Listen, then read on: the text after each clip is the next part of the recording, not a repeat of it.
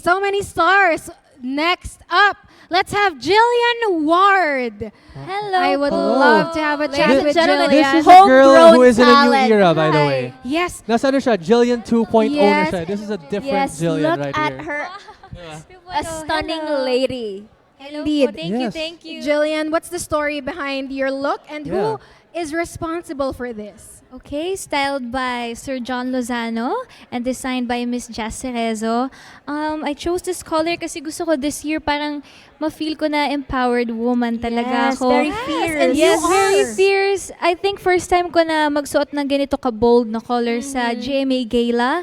And ayun lang, I just wanted to feel different kasi may bago nga ho akong show and action series naman ito. So gusto ko lang ma-feel na dalaga na ako compared to last year's gala. Wow. Yes, because you definitely feel the essence of what you're wearing, eh, di ba?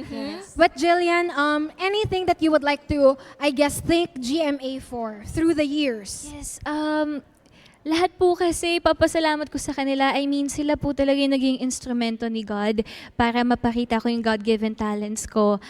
Hindi ako artista kung wala yung GMA, kung wala yung tulong nila sa akin. So I'm so grateful for every single one of them na bumubuo sa GMA and sa mga nabuo kong friendships dito sa GMA Network.